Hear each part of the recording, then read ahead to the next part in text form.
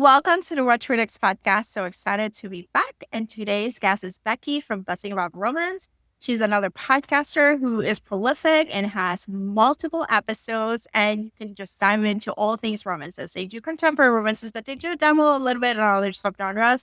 They have episodes about mafia. So if you like my mafia episode, check her mafia episode. They got cowboys. They got all the romance-based, trendy things that you're looking for. You're welcome to the show. Thanks for having me, Lori. Or Laura. Sorry. See, It's in okay. my head, you It's are okay. Lori. We talked about this last time. It is okay. I gave you a Just give me a nickname. nickname. You gave me a nickname. It's totally fine.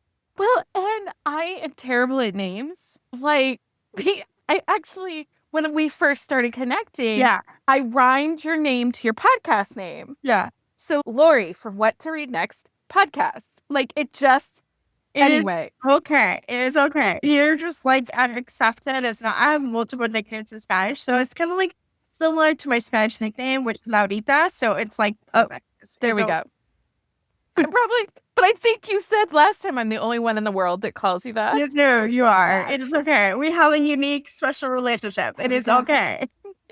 We share our newfound love of Bravo. My newfound love of Yes, Bravo. I got her watching Vanderpump Rules, people. You did. She was texting me and saying, this is just what is happening. Oh, just keep going. Just keep going.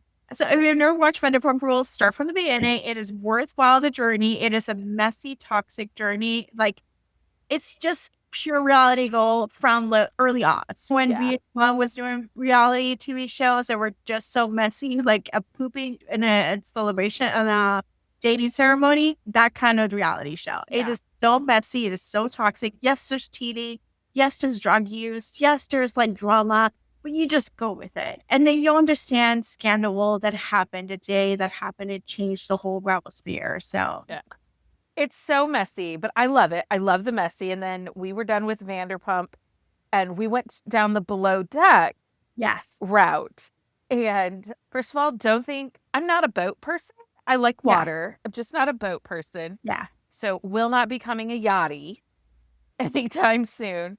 But I do have a mad respect for Kate, and I liked her in Traitors. And I do have some mad respect for her after watching Below Deck. Yeah, I grew up in Puerto Rico, so obviously one of my friends growing up, childhood friends, had a sailboat, so we used to go selling stuff like that. It was pretty common. But ironically, my mom's husband, my stepdad, he is a boat mechanic. He's actually so well known in Puerto Rico. Like, he actually has a wait list. He's semi-retired. And I'm like, you should charge more. He's like, no, he's like the best of the best. But one of the things I learned, because he's a boat mechanic, is like boats are like a money waster, it's a money pit. Like, it costs so much money just to have a boat. So if you're thinking of wanting to get a boat, no, find a friend who has a boat. Find a dumb friend who got the boat and has spent all the money, and then just enjoy that time. Just like I did when I was growing up. I used to go sailing. So cute.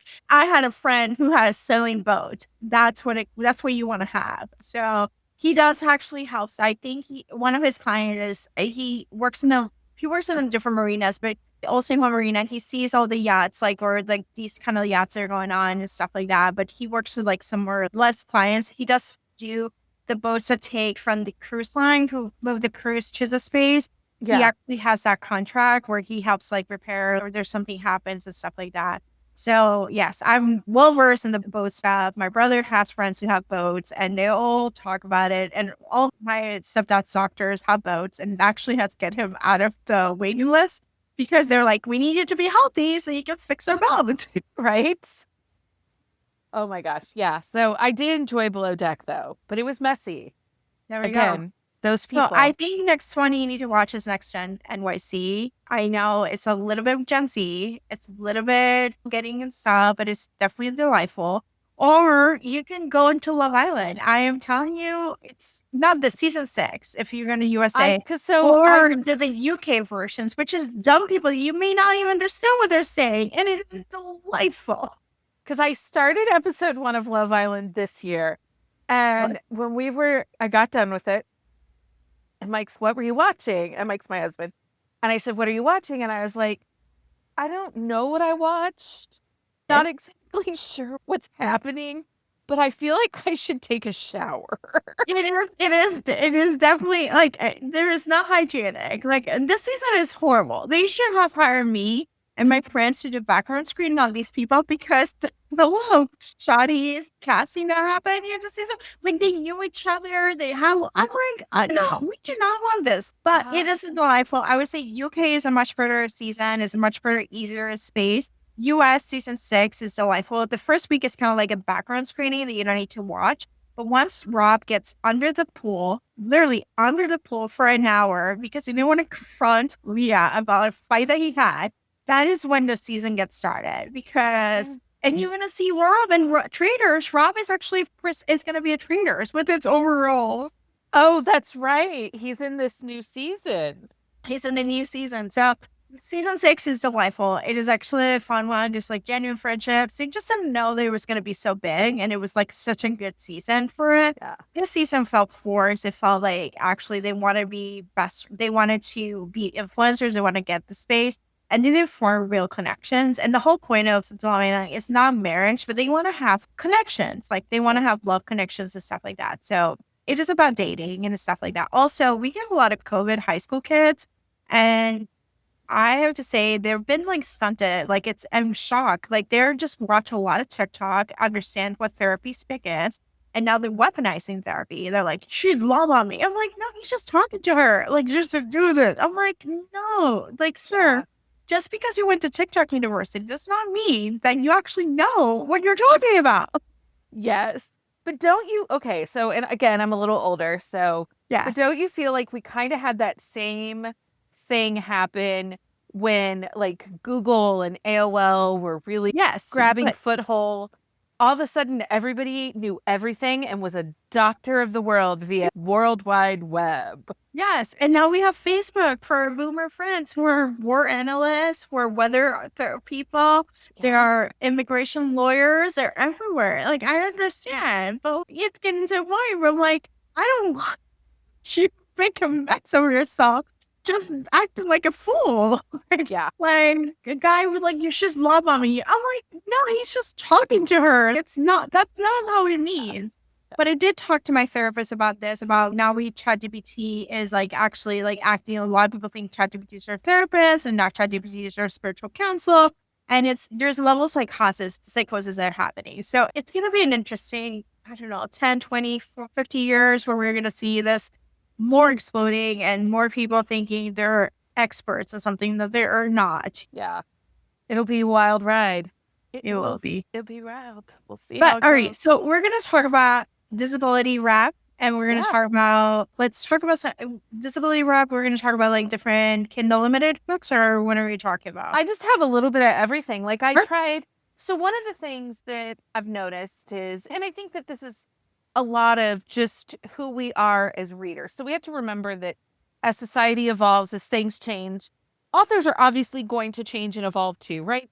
So if you look back at books written 2016 back, there isn't tons of what you would call disability rep, right? Like you didn't bring light to it. If you had anxiety, it wasn't talked about. Diagnosis of like depression and clinical depression and seasonal depression and social anxiety and stuff like that. I mean, really, they've been in the diagnostic forever, right? Like they're there.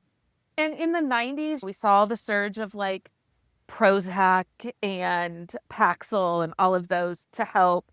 So you saw the medication, but I don't know that books themselves started picking up like true like mental health disability until after 2015. Yeah. I think it seemed to be like we normalized it in a way that actually allowed you to speak up. Like it was pretty common that people had anxiety. There was pretty common, but it wasn't normalized. Again, TikTok University made it more open to just talk about and then talk about your therapy speak, what you learn in therapy. It is a pretty common thing. I think I remember the episode Sex and the City when Carrie was told that she had to go to a therapist. And it was like how she was shocked. She's like, I'm not crazy. Like I'm not crazy kind of deal. And then I guess she met the guy in the therapist's office, which I've been to New York City therapist and I've never met Bon Jovi.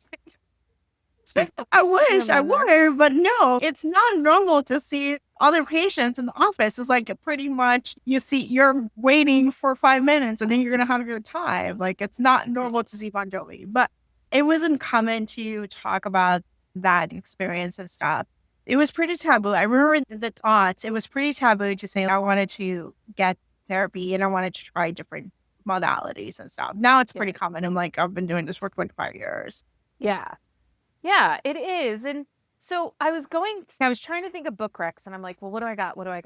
And then a lot of books have anxiety rep in them. Yeah. It's becoming a little more common, a little more easier to talk about, more conversational. There's less stigma to things like anxiety. I feel like in the world of disability rep, those you can find more easily. Even the neurodivergence, the Helen Hoang, which one is it? The KISS quotient that came out. Everyone likes to say that was kind of the first one with the autism spectrum disorder representation. But now we see it with Penny Reid and her books. Maisie Eddings is doing it with her books. And I know there are many others that have autism. Yeah, I think it's neurodivergence is pretty much a pretty common thing that we're seeing. I think because it's normalizing, like that it is okay to talk about that you're in a spectrum. It is okay to talk about that you're having anxiety. It is okay to talk about that you have depressive modes. It may not be fully accepted, but you'll feel it's less of a stigma that you're not going to be taken to lobotomized or you're going to be taken to the asylum as they used to have with hysteria. Well, and one of the things that if you talk to authors who are writing own voice disability rep, so we had the pleasure of interviewing like Mariah Inkeman and Why Not, and they both write different parts of mental health rep. Mariah has like some OCD rep, and then she does have some chronic illness that I'll recommend here in a minute. And then Anne does just bipolar disorder, the different types, and then also anxiety and mobility device uses. And when you talk to them, one of the main things that comes out is, and I never thought about this, but just being in love is not meant to heal or fix you. Yes. It's about love and acceptance. And so for really good disability rep, it needs to be authentic. Yeah. It's about acceptance, loving you where you're at, who you are, being a helper, but not trying to fix someone. Yeah. Because nothing's broken. Well, and there's nothing to fix. Like, it's acceptance. It's a radical acceptance that this is where you are, this is where you're doing. And it's just a lie just to be. Right.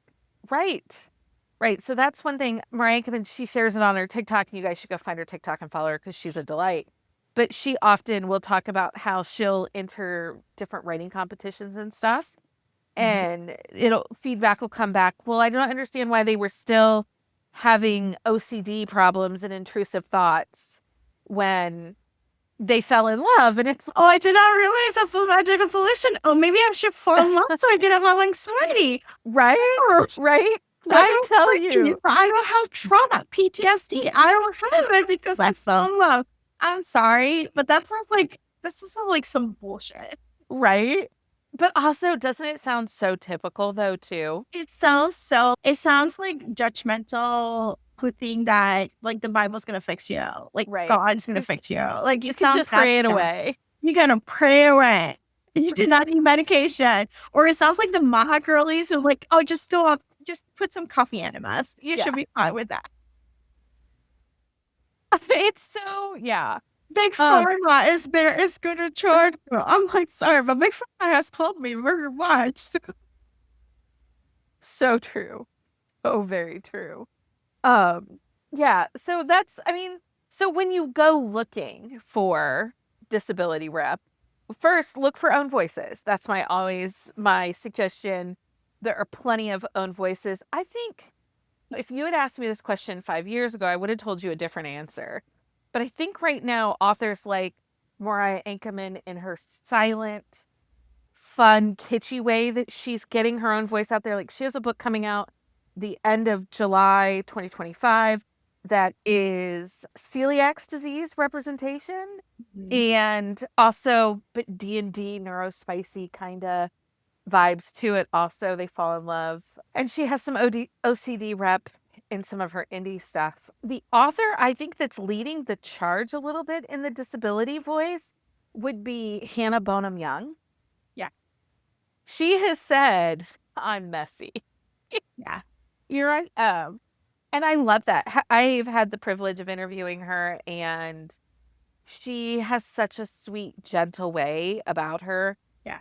And nothing limits her. She has been very honest. She has, I think she calls it her little hand. Yeah. She has a limb disfigurement, and she kind of came out onto the world, I think it was 2022, with her Out on a Limb. Did you read Out on a Limb? Yeah, it was Next of Kin, and then Out on a Limb was the one that the third book that she came out. Yeah. It was like, oh, by the way, I do have one voice this year, and here's where I actually can give you an insight that you may not even know it existed. Right. Like, Out on a Limb, that book was really, and I think in the terms of own voice and disability rep, I think it was a little transcending for that space, that voice. Yeah.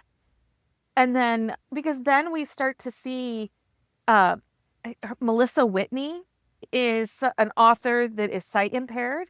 And so her heroines are struggling, or her heroes are struggling with blindness, near and short-sightedness, and vision impairment. And that is, I think that's amazing. Like, good for you, showing how you navigate the world and find love while also, but that's different than the voices we were seeing with disability rep that were writing in 2020. I think 2020, it felt like we would get a disability rep book, and all of a sudden the author writing it was like, oh, I have that. Yeah. And they had 17 different things, and I'm like, oh, okay. Yeah. It didn't feel the same. Those voices, so I would say Melissa Whitney, Mariah Ankerman, Hannah Bonam-Young, even Maisie Eddings. I think those voices feel very authentic. Yeah. It doesn't feel like I'm just doing it for a getcha. Yeah. I know Maisie, actually, and I think I shared this. I know Maisie before she was an author. Like, we were in a group chat in 2020 before, and it's like, she shows her authentic self and her stories, but it's seen with care and like a sense of this people deserve success, and at the same time deserve love, deserve all the different goodness, but not because they have the disability. It's just part of their unique strength that they have. Yeah.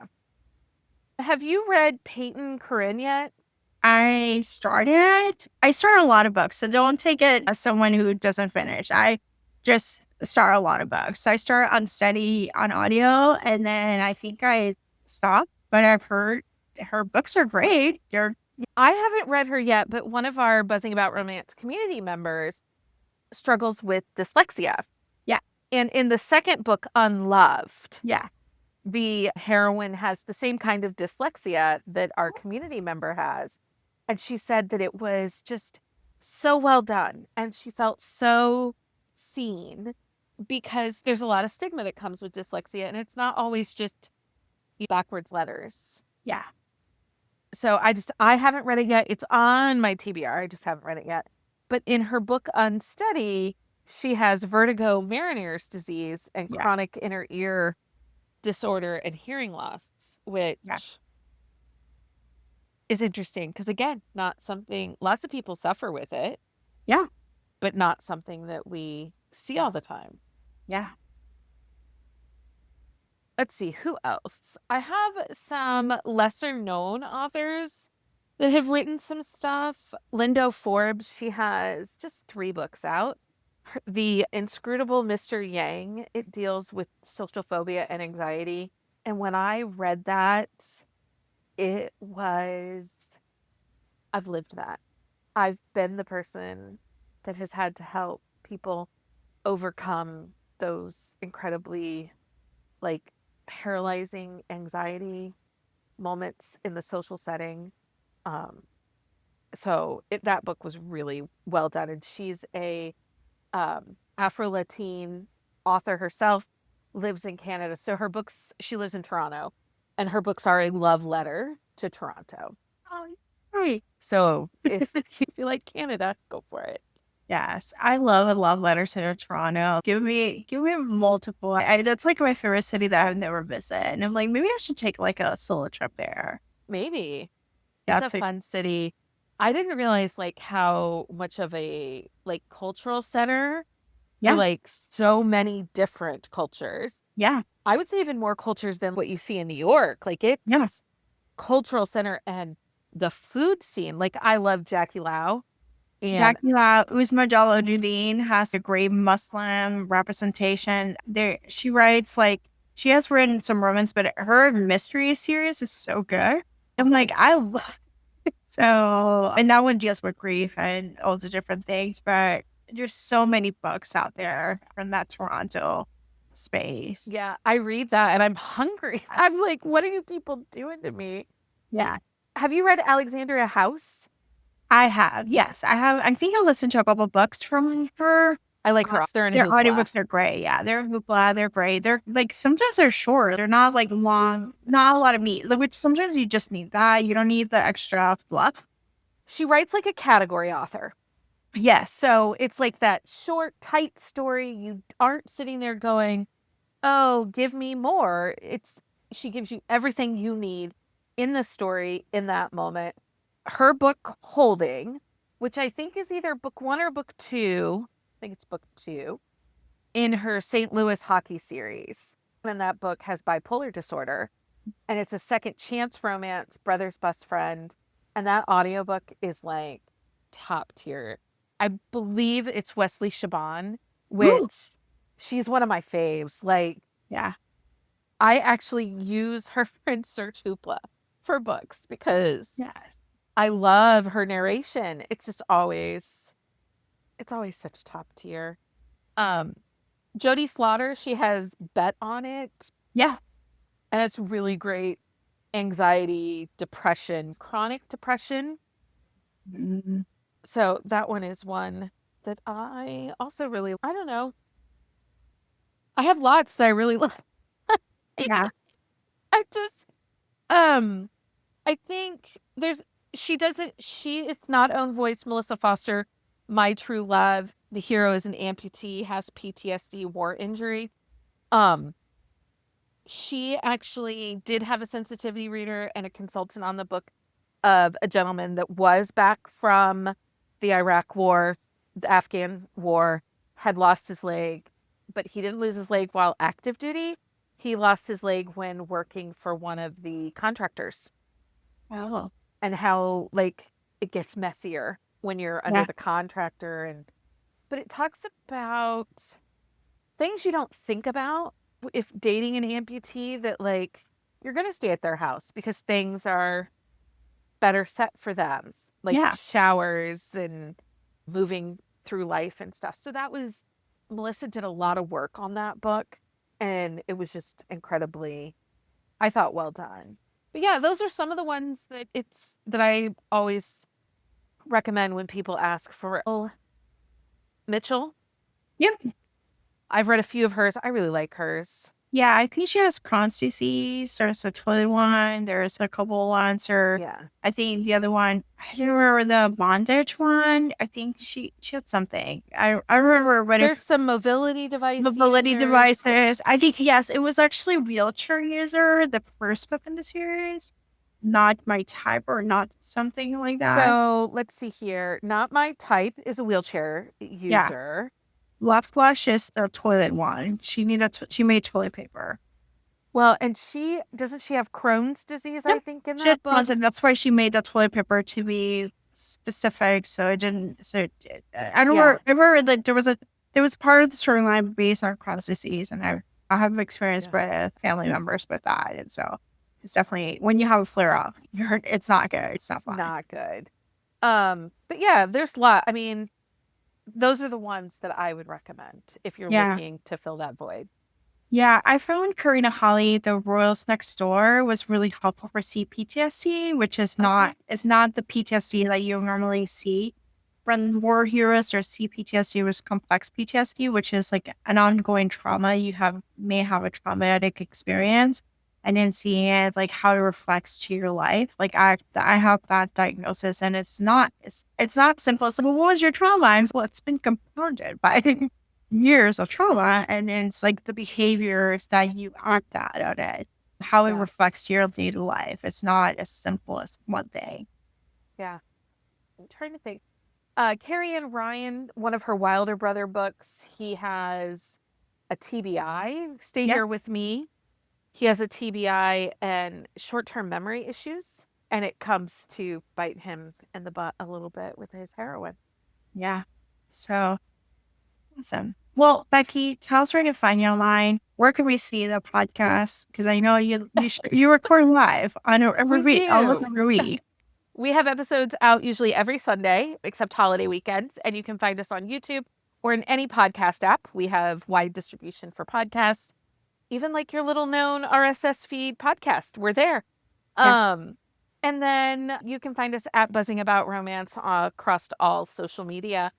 So yeah, that's where we're just everywhere. Like fungus. Thank you, Becky, for being on the show. Thank you, of course. Are you an author, publisher, or book-related business looking to reach passionate readers? What to Read Next podcast is a perfect place to connect with an engaged audience of romance and mystery lovers who are always on the hunt for their next great read.